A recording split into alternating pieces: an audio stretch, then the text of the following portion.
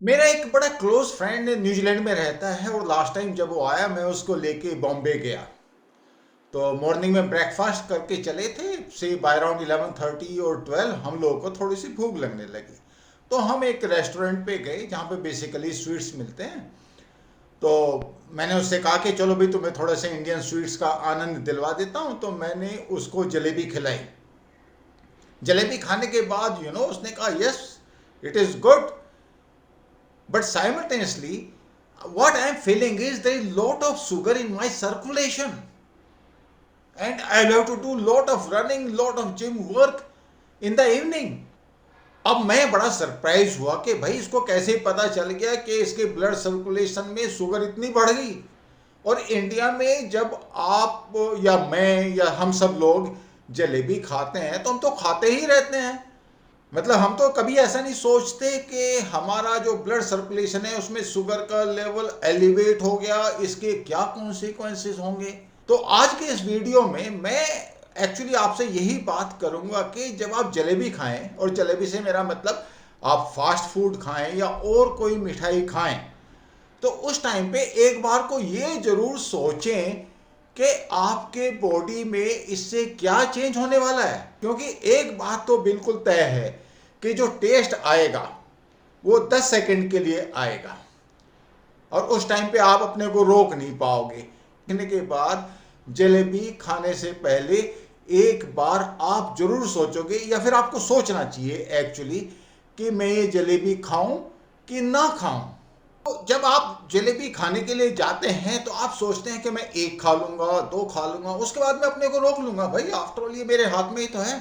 मगर ऐसा होता नहीं। और इसका रीजन मैं आपको बताता हूं ऐसा क्यों नहीं होता। क्योंकि पहले 10 सेकंड में तो अच्छा खासा टेस्ट आता है उसका। उसके बाद वो जो अच्छी फीलिंग आती है ना खाने के बाद, अच्छी फीलिंग का मतलब है कि डोपामीन का एक केमिकल है, हैप्पीनेस हार्मोन है, जो आपके ब्रेन में रिलीज होता है। तो वो अच्छी फीलिंग आती है, सेटिस्फेक्शन आता है। अब डोपामीन एडिक्टिव है, वेदर यू लाइक इट और you don't like it, it is addictive. अगर आप स्मोकिंग करते हैं और अगर आप फॉर एग्जांपल पोर्न एडिक्शन में हैं या आप ड्रिंकिंग एडिक्शन में हैं, किसी भी तरह के एडिक्शन में जब आप जाते हैं तो ब्रेन के अंदर एक केमिकल है डोपामिन, वो रिलीज होता है और वो एडिक्टिव है। तो होगा क्या कि जब आप पहली बार जब आप जलेबी खाएंगे तो एक जलेबी से या दो जलेबी से आपका सेटिस्फेक्शन हो जाएगा, शायद आप अपने को रोक पाएंगे। लेकिन जैसे जैसे आपकी ये आदत पक्की होती जाएगी, आपका जो एडिक्शन है वो ये इंश्योर करेगा कि आप हर बार ज़्यादा से ज़्यादा खाएं।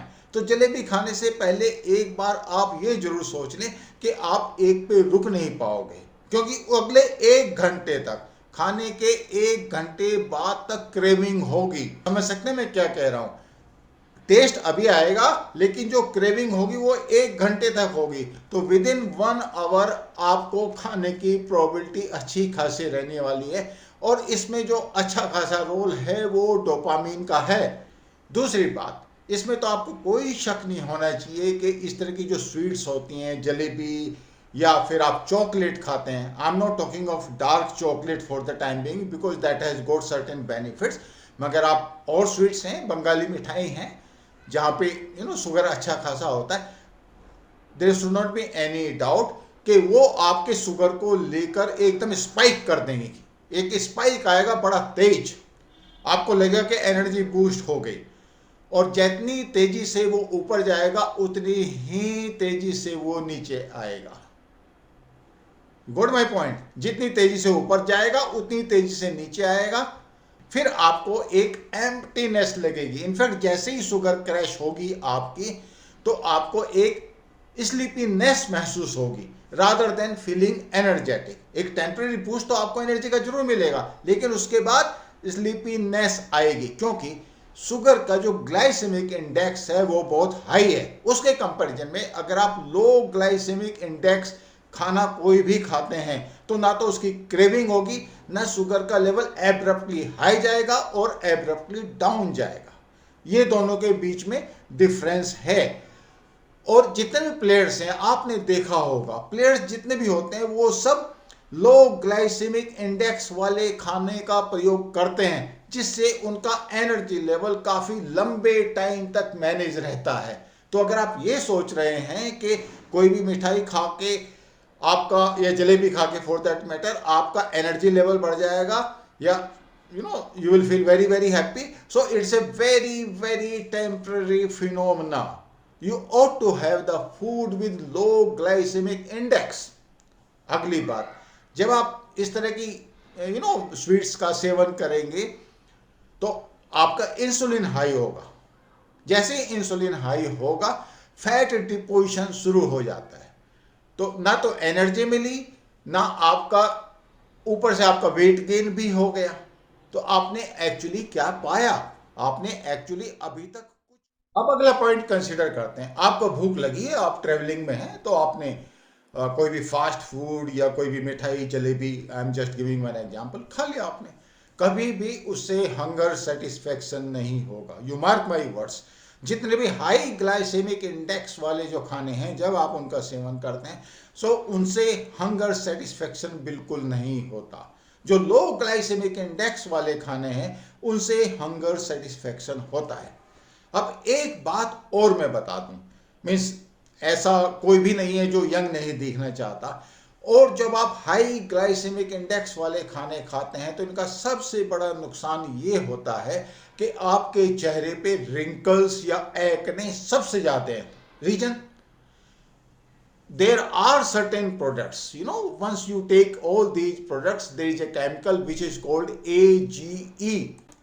AGE का मतलब है एडवांस्ड ग्लाइकेशन एंड प्रोडक्ट्स, और ये बेसिकली जो आप शुगर लेते हैं हाई ग्लाइसेमिक इंडेक्स वाली, ये प्रोटीन के साथ बाइंड करके AGE बनता है। और AGE करते क्या है, ये स्किन का जो कोलेजन है उसको डिस्ट्रॉय करते हैं। इसलिए आपने देखा होगा कि जो लोग इस तरह के हाई शुगर इनटेक वाले होते हैं, रिंकल्स, एक्ने, या फिर स्किन का सैगी हो जाना, एकदम लटक जाती है स्किन, तो बेसिकली एजिंग एकदम आपकी बड़ी फास्ट होती है अगर आप इस तरह की खाने की आदतों में रहते हो। तो अगर आप ऐसे किसी जॉब में हो जहां पे आपको अट्रैक्टिव दिखना है, और अट्रैक्टिव दिखने की रिक्वायरमेंट सभी की रहती है आज के इस कॉम्पिटिटिव वर्ल्ड में, तो ऑब्वियसली आपको इस तरह के प्रोडक्ट्स अवॉइड करने पड़ेंगे। जब भी आप अगली बार हाई ग्लाइसेमिक इंडेक्स वाले खाने या फिर जलेबी या फिर मिठाई जब आप खाने के लिए जाते हैं, तो अगर ये पॉइंट आपके दिमाग में आएंगे तो आई एम वेरी श्योर कि एक बार को आप एक कदम पीछे जरूर हटेंगे, rather than going all out to eat it. Now इसका मतलब ये तो नहीं है कि हम जिंदगी को ना जिए, तो कभी कभी खाने में लगेगा क्या?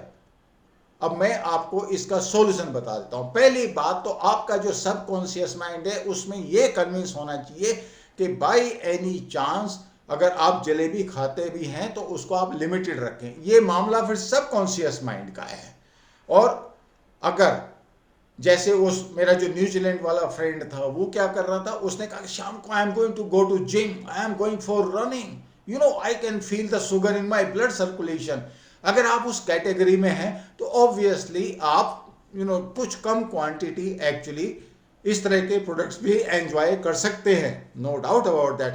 बट अगर आप एक्सरसाइज भी नहीं कर सकते और आप जो है लो ग्लाइसेमिक जो प्रोडक्ट्स हैं उनको आप रेगुलरली नहीं खाते, तो उस हालत में it will be very good for you to keep away from all these products. ये डोपामिन की वजह से एडिक्टिव होते हैं और आप अपने आप को कंट्रोल नहीं कर सकते। इसका मतलब क्या हुआ कि आप वो जो पहले 10 सेकेंड्स की जो प्लेजर फीलिंग है जब आप टेस्ट करते हैं इस तरह की चीज़ों को, आपको उसी को अवॉइड करना पड़ेगा।